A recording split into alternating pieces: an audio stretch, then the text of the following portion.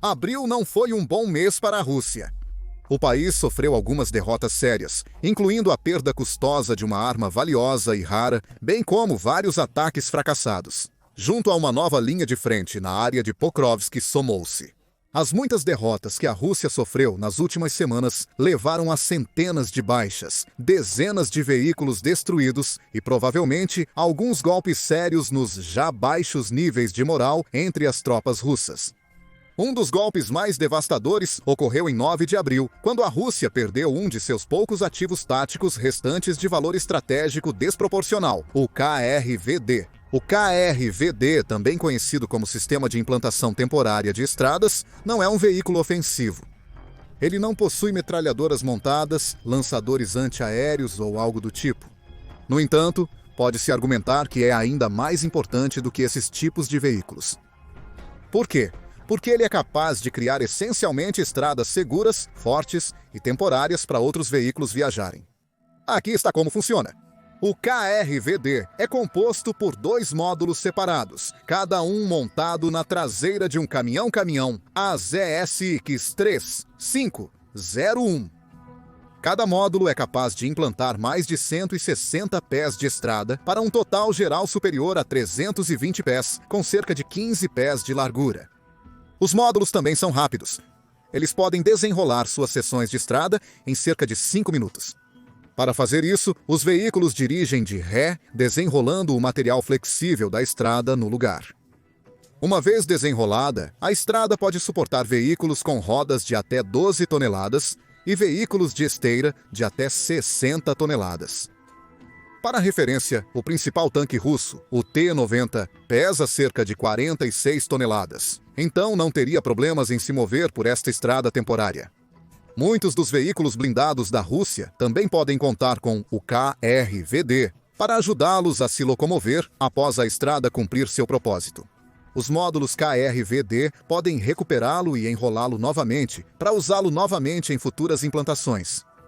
Como resultado, as unidades que viajam com um KRVD efetivamente têm um trunfo quase mágico na manga: a habilidade de percorrer uma distância considerável na estrada quando necessário. E em certas áreas da Ucrânia, como terrenos pantanosos, alagadiços ou lamacentos, perto de rios e outros corpos de água, uma ferramenta como o KRVD pode se mostrar inestimável. Auxilia na construção de rotas provisórias em terrenos adversos e na sustentação de travessias temporárias ou fixas de rios. Sem o KRVD, tanques e outros veículos poderiam ficar presos na lama, exigindo horas ou dias para extrair, ou obrigando os russos a abandonarem equipamentos militares valiosos. Em suma, é uma ferramenta muito valiosa no arsenal russo. E esta unidade KRVD específica estava sendo usada para apoiar uma travessia de rio através do rio Chorny Zerebets, na região de Donbass. Se bem sucedido, isso teria permitido à Rússia canalizar muito poder de fogo sobre a região, visando conquistar mais território na área. Infelizmente para eles, os defensores ucranianos tinham outras ideias em mente. A 66ª Brigada Mecanizada, separada da Ucrânia, avistou o KRVD e usou drones First Person View para atacá-lo. O ataque deles foi bem sucedido, destruindo completamente o KRVD. Fotos dos destroços do veículo circularam nas redes sociais. E, para piorar a situação, o KRVD destruído acabou bloqueando o ponto de travessia. Então os veículos blindados russos na área não conseguiram avançar. De acordo com a 66ª Brigada Mecanizada Separada, os russos usaram a trégua da Páscoa para limpar os restos. Em 20 de abril, eles afirmam que a Rússia enviou mais de 10 homens e um veículo especializado adicional para remover os destroços, liberando a travessia. Ainda assim, foi uma vitória notável para o lado ucraniano, pois atrasou o progresso do inimigo e forçou os russos a usar mais mão de obra e veículos para lidar com a destruição. Também representou a primeira perda confirmada de um KRVD desde que a invasão começou. Uma grande conquista para os ucranianos. E isso é apenas a primeira grande conquista que a Ucrânia realizou em tempos recentes. Em 19 de abril, um relatório da 152ª Brigada de Fuzileiros Separada confirmou a primeira destruição bem-sucedida de uma locomotiva russa pela Ucrânia. Segundo o exército ucraniano, a locomotiva era uma peça importante na máquina logística da Rússia, ajudando a transportar armas, munições e outros suprimentos através de diferentes áreas ocupadas da Ucrânia. Foi alvo e eliminado por drones, com um vídeo da 152ª Brigada mostrando um drone voando sob o trem e explodindo em chamas e fumaça. As forças aéreas ucranianas eliminaram alguns dos sistemas de guerra eletrônica mais valiosos da Rússia no início do mês, impactando a máquina de guerra russa, causando centenas de milhões de dólares em perdas ao inimigo. Este incidente foi relatado em um vídeo compartilhado pelo Comando Operacional Sul da Ucrânia em 15 de abril. O vídeo revelou que drones bombardeiros ucranianos foram usados para atingir os dois sistemas complexos de guerra eletrônica do russo Boris Ogleb. O sistema é composto por um posto de controle móvel operado por uma equipe de 4 pessoas, bem como várias estações de guerra eletrônica situadas em veículos blindados MT-LB. No total, 9 veículos especializados, equipados com ferramentas de interferência e inteligência de sinal, formavam o Boris Ogleb 2. Pode ser implantado em apenas 15 minutos para realizar uma ampla interrupção de sinal em vastas áreas de terra, não apenas localmente. Disse que cada um desses sistemas vale cerca de 200 milhões de dólares, e eles são usados para interferir nas comunicações via satélite e rádio, tornando-os ferramentas vitais para a invasão russa. Mas a Ucrânia não hesitou em explodir alguns deles. Ela usou drones de reconhecimento para identificar os sistemas e depois lançou ataques de drones bombardeiros de precisão para destruí-los. O Comando Operacional Sul resumiu o ocorrido. Nos dois casos, nossas equipes de reconhecimento aéreo detectaram os complexos guerra eletrônica inimigos e enviaram nossos bombardeiros. Nossos pilotos atingiram o Boris Ogleb 2 com a primeira queda e os acabaram com uma segunda queda controlada. O resultado? Prejuízo de cerca de United States dólares dos Estados Unidos, 400 milhões para a Rússia e um duro golpe em suas capacidades de guerra eletrônica. Mas as perdas não terminam aí, longe disso. As forças ucranianas eliminaram equipamentos-chave e repeliram ataques russos ao longo de uma nova linha de frente, importante na região de Pokrovsk. Pokrovsk é uma cidade de cerca de 60 mil pessoas, localizada no oeste de Donetsk Oblast, na Ucrânia. À primeira vista, pode não parecer tão especial, mas possui uma enorme vantagem estratégica para o lado que tem controle sobre ela. Por enquanto, essa é a Ucrânia. Os defensores ucranianos se entrincheiraram em Pokrovsk e arredores, lutando para repelir sucessivas ondas de ataques russos. É importante que eles continuem a fazer isso porque Pokrovsk possui uma série de fortes ligações de transporte, incluindo estradas e linhas ferroviárias, o que a torna uma localização logística vital. Os ucranianos têm usado as fortes conexões da cidade para suprir suas tropas, tirando vantagem disso até agora. Se a Rússia conseguisse tomar Pokrovsk, no entanto, poderia virar o jogo. Os russos poderiam transferir muitos homens e equipamentos para a cidade e então avançar, usando a rodovia Pokrovsk-Kossinteniaka para talvez entrar na região de Dnipropetrovsk e tomar cada vez mais território. Seria um golpe devastador para a Ucrânia. Felizmente para a Ucrânia, isso ainda não ocorreu, apesar dos maiores esforços russos. Na verdade, a Rússia tem experimentado uma falha após outra na área. Mesmo quando tentou sobrecarregar a oposição ucraniana com puro número, suas forças foram ou destruídas ou forçadas a fugir. Foi o que ocorreu com a unidade de assalto de motocicletas D-19, implantada pela Rússia na frente de Pokrovsk, visando ganhar terreno e se aproximar da captura da cidade. Mas a Ucrânia estava pronta e à espera. Viktor Trehubov, porta-voz do Agrupamento Estratégico de Tropas Operacionais Ortetsia, relatou sobre o evento. Ele explicou que a Rússia lançou um grande ataque. No entanto, todos os veículos e integrantes da unidade de motocicletas de 90 membros foram destruídos. De acordo com Trehubov, Pokrovsk é o setor mais intenso de combate no momento, mas a Ucrânia está se mantendo firme. Um elemento interessante da frente de Pokrovsk é que, apesar de os russos estarem fazendo mais esforços, eles têm o menor sucesso lá. Muitas evidências apoiam as afirmações de Trehubov. Poucos dias antes do ataque de moto, em 17 de abril, a Rússia realizou um de seus maiores ataques até o momento. Enviou uma quantidade massiva de homens e veículos em direção a Pokrovsk. Oleksandr Pivnenko, comandante da Guarda Nacional da Ucrânia, detalhou o ataque no Telegram. Lá, ele escreveu: "Hoje, os guardas da 14ª Brigada da Guarda Nacional da Ucrânia, Chivona Kalina, repeliram poderosamente um grande assalto mecanizado pelos ocupantes russos na direção de Pokrovsk. O inimigo lançou uma grande quantidade de equipamentos na batalha, incluindo veículos de combate blindados, motocicletas e cerca de 2 companhias de mão de obra. Centenas de homens e dezenas de veículos. Um movimento feroz, nas palavras do sargento júnior Stanislav Bunyatov, do 24º Batalhão de Assalto à IDA, é uma das maiores ofensivas já vistas na região, segundo Mykola Koval, chefe de comunicações da 14ª Brigada. O plano do lado russo parecia ser um de força bruta. Ao enviar uma grande unidade de assalto, os comandantes russos esperavam pressionar as defesas ucranianas, forçando seu caminho até a vitória. Inúmeras vezes ao longo da história, vimos forças maiores simplesmente dominar sua oposição no campo de batalha, mas não desta vez. Os invasores russos não esperavam tamanha força e resiliência da 14ª Brigada Ucraniana. Em uma batalha que durou cerca de 7 horas, os ucranianos saíram vitoriosos. O comandante Pivnenko expressou orgulho no Telegram, escrevendo que os defensores demonstraram profissionalismo e resiliência genuínos. Os resultados da batalha são notáveis. Pivnenko então listou as perdas estimadas da Rússia. De acordo com ele, mais de 200 soldados russos morreram e pelo menos 30 ficaram feridos.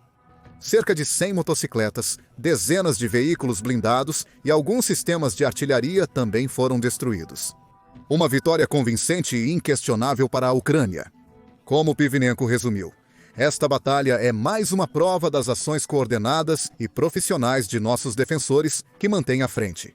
Os lutadores de Chavona Kalina agem de maneira clara e impiedosa contra o inimigo, defendendo cada pedaço de sua terra natal.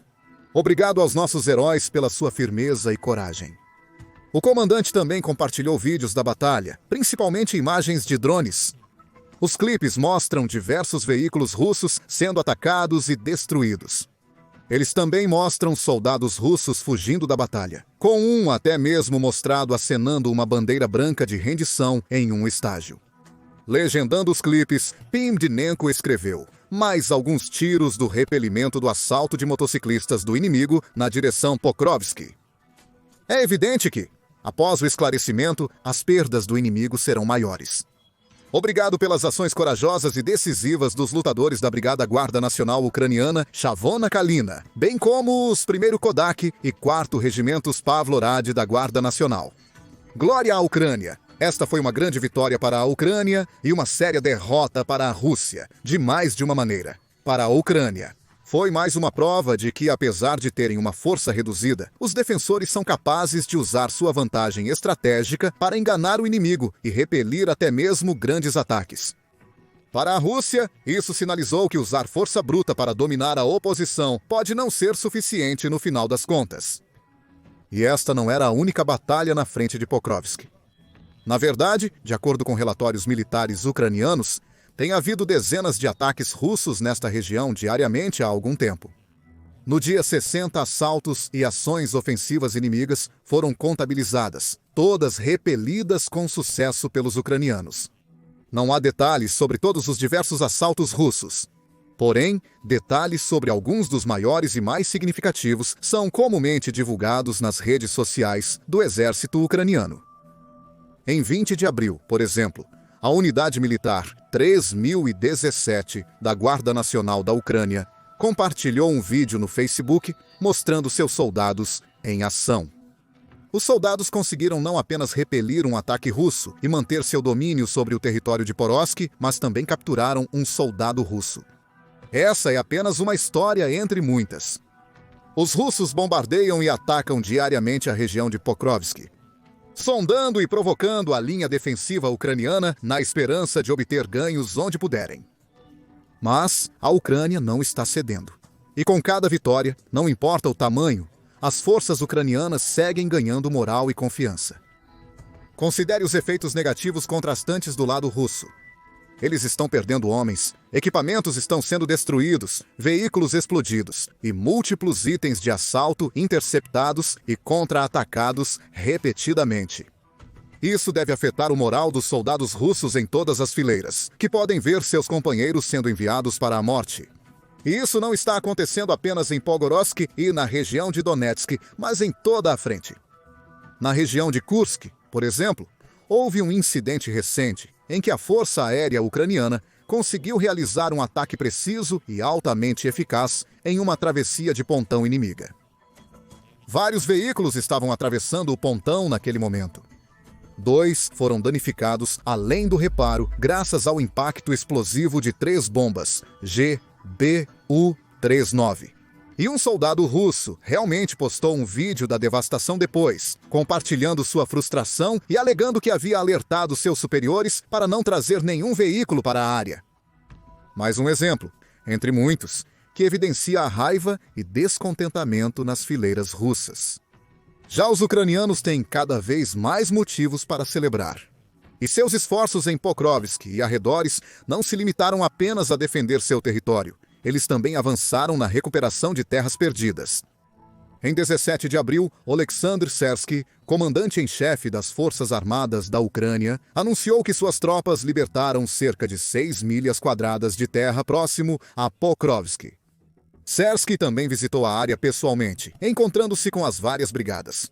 Algumas são operadas principalmente por voluntários de Kiev e outras regiões ucranianas.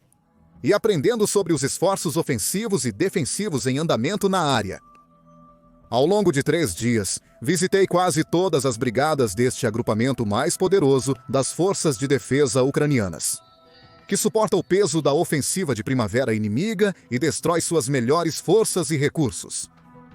Sersky acrescentou que dezenas de assaltos russos são repelidos com sucesso diariamente por essas bravas brigadas. E enquanto isso continuar, são boas notícias para a Ucrânia e más notícias para a Rússia. Além disso, relatórios recentes sugeriram que as forças russas estão se retirando lentamente da área. Talvez tenham decidido que já basta. Eles podem ter percebido que seus esforços em Pokrovsk e arredores desperdiçam homens e recursos. Eles podem estar ajustando planos de batalha ou movendo tropas para atacar em outro ponto da linha de frente. Isso é positivo para a Ucrânia, pois precisam manter o controle de locais estratégicos, como Pokrovsk, o máximo possível, maximizando seus benefícios logísticos e de transporte. Obviamente, nem tudo está bem. A Ucrânia tem preocupações justificadas sobre o futuro do conflito na região. No momento, mantém território-chave, mas é imprevisível se e quando mudará. As forças russas podem decidir ajustar suas táticas ou até intensificar seus ataques, dobrando ou triplicando a quantidade de homens e poder de fogo que empregam para tentar tomar a cidade. Não podemos esquecer que a Rússia ainda possui uma grande vantagem de mão de obra sobre seu oponente. Acredita-se que existam mais de 1.100.000 soldados em serviço ativo, além de 1,5 milhão de reservistas, formando o massivo exército russo.